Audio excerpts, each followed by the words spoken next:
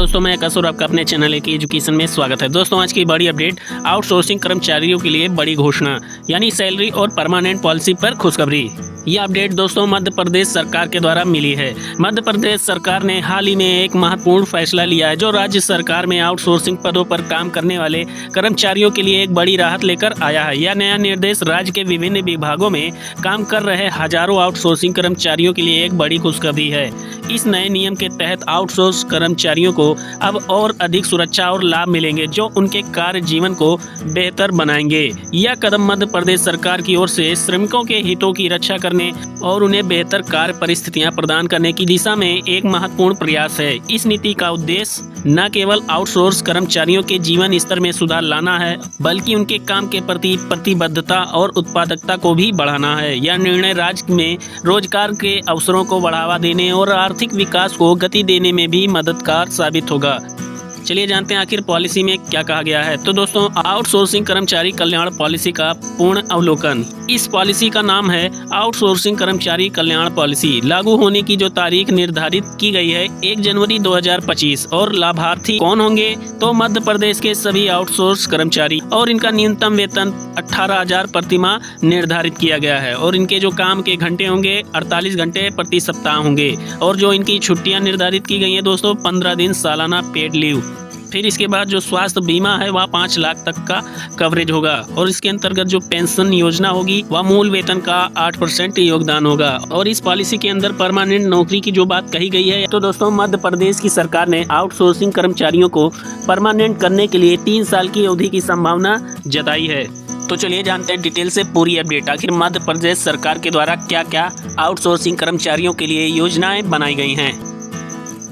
तो इसमें पहला है न्यूनतम वेतन और समय पर भुगतान, यानी नई पॉलिसी के तहत आउटसोर्सिंग कर्मचारियों की न्यूनतम सैलरी 18,000 प्रति माह निर्धारित की गई है। यह एक बड़ा कदम है क्योंकि अभी तक कई आउटसोर्सिंग कर्मचारियों को इससे काफी कम वेतन मिलता था। इस बढ़ोतरी से कर्मचारियों की आर्थिक स्थिति में सुधार होगा और उनका जीवन स्तर बेहतर होगा। साथ ही कंपनियों को यह सुनिश्चित करना होगा कि वे कर्मचारियों को समय पर सैलरी दें। वेतन का भुगतान हर महीने की 7 तारीख तक सुनिश्चित किया जाएगा। अगर कोई कंपनी सैलरी देने में देरी करती है तो उस पर जुर्माना लगाया जाएगा और इससे कर्मचारियों को अपनी सैलरी के लिए इंतजार नहीं करना पड़ेगा।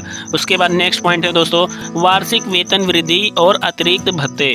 नई पॉलिसी में वार्षिक वेतन वृद्धि का भी प्रावधान है। प्रत्येक वर्ष कर्मचारियों के वेतन में न्यूनतम 5% की वृद्धि की जाएगी। इसके अलावा यात्रा भत्ता, महंगाई भत्ता जैसे अतिरिक्त लाभ भी प्रदान किए जाएंगे।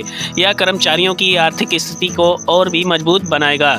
उसके बाद नेक्स्ट पॉइंट है दोस्तों सामाजिक दृष्टि से सुरक्षा का लाभ क्या होगा। तो दोस्तों भविष्य निधि यानी ईपीएफ, सभी पात्र कर्मचारियों के लिए ईपीएफ यानी एम्प्लॉयज प्रोविडेंट फंड की सुविधा अनिवार्य की गई है। इस योजना के तहत कर्मचारी के मूल वेतन का 8% हर महीने पेंशन फंड में जमा किया जाएगा। इस राशि का आधा हिस्सा कंपनी देगी और आधा कर्मचारी के वेतन से काटा जाएगा। नेक्स्ट है स्वास्थ्य बीमा, यानी कर्मचारियों और उनके परिवारों के लिए व्यापक स्वास्थ्य बीमा कवरेज प्रदान किया जाएगा। हर कर्मचारी को 5 लाख तक का स्वास्थ्य बीमा कवर करेगा। इससे कर्मचारियों को बीमारी या दुर्घटना की स्थिति में आर्थिक मदद मिलेगी। इसके बाद है दोस्तों दुर्घटना बीमा। कार्यस्थल पर होने वाली दुर्घटनाओं के लिए दुर्घटना बीमा की व्यवस्था की गई है। यह बीमा कर्मचारियों को किसी भी अनहोनी स्थिति में आर्थिक सुरक्षा प्रदान करेगा।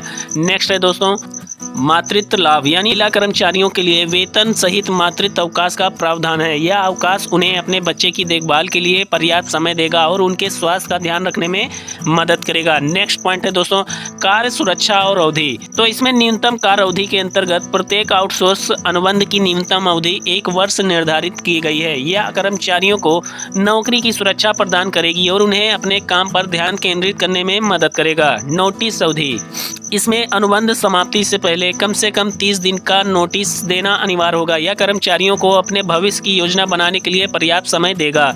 नेक्स्ट कार्य मूल्यांकन, वार्षिक प्रदर्शन मूल्यांकन के आधार पर अनुबंध नवीनीकरण किया जाएगा। यह कर्मचारियों को अपने प्रदर्शन में सुधार के लिए प्रेरित करेगा। नेक्स्ट विवाद समाधान, कर्मचारी शिकायतों के निवारण के लिए एक विशेष समिति का गठन किया जाएगा। यह समिति कर्मचारियों की समस्याओं का त्वरित और न्यायपूर्ण समाधान सुनिश्चित करेगी। नेक्स्ट पॉइंट, काम के घंटों में सुधार, यानी नई पॉलिसी के अनुसार आउटसोर्सिंग कर्मचारियों से एक सप्ताह में 48 घंटे से ज़्यादा काम नहीं कराया जा सकेगा। अगर किसी कर्मचारी को इससे ज़्यादा काम करना पड़ता है तो उसे ओवर टाइम का पैसा देना पड़ेगा। यह कदम कर्मचारियों के स्वास्थ्य और काम जीवन संतुलन को बेहतर बनाने में मदद करेगा। चलिए चलते हैं अगले पॉइंट पे। तो दोस्तों अगला पॉइंट है छुट्टियां और अवकाश का लाभ। कर्मचारियों को हर साल 15 दिन की पेड लीव मिलेगी। इससे वे अपने परिवार के साथ समय बिता सकेंगे और अपने स्वास्थ्य का ध्यान रख सकेंगे। अगर कोई कर्मचारी अपनी छुट्टियां नहीं लेता है तो उसे उन दिनों की सैलरी भी मिलेगी। नेक्स्ट पॉइंट दोस्तों, परमानेंट नौकरी की संभावना। नई पॉलिसी का सबसे महत्वपूर्ण पहलू है आउटसोर्सिंग कर्मचारियों को परमानेंट की नौकरी संभावना, यानी 3 साल की सेवा के बाद कर्मचारियों को स्थायी नौकरी में बदलने का अवसर मिलेगा या उन्हें नौकरी की सुरक्षा और भविष्य की योजना बनाने में मदद करेगा। तो दोस्तों ऐसे ही शिक्षा से संबंधित और भर्ती से रिलेटेड डेली करंट अपडेट पाने के लिए मेरे चैनल को लाइक शेयर सब्सक्राइब करना ना भूलें। धन्यवाद दोस्तों।